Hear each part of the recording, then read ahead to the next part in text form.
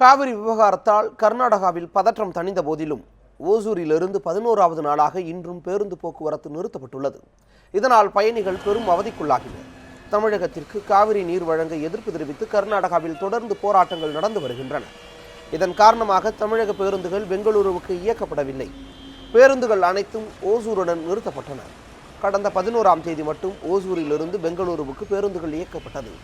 ஆனால் அன்று இரவே மீண்டும் பேருந்துகள் நிறுத்தப்பட்டன. அங்கு பதற்றம் தணிந்த நிலையிலும் 11வது நாளாக இன்றும் தமிழக பேருந்துகள் பெங்களூருவுக்கு இயக்கப்படவில்லை. அதேபோல கடந்த 12ஆம் தேதி கர்நாடகாவில் நடந்த வன்முறை காரணமாக கர்நாடக பேருந்துகளும் ஓசூருக்கு இயக்கப்படவில்லை.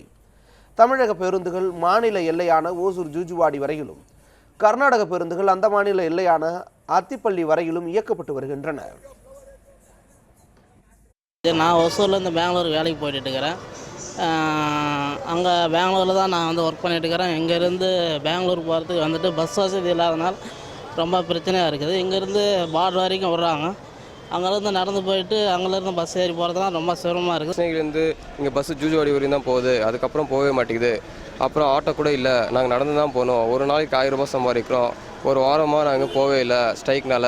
எங்களுக்கு எத்தனை லாஸ் தெரியுமா? ஜனங்களுக்கு எவ்வளோ லாஸ் தெரியுமா? இந்த காவேரி பிரச்சனை வந்தாலே போக்குவரத்து நின்றுடுது. அதில் 7:30 வந்துட்டோம் சார். இன்னும் ஒரு பஸ்ஸு கடை இன்னும் பெங்களூருக்கு வண்டி இல்லைங்க சார்.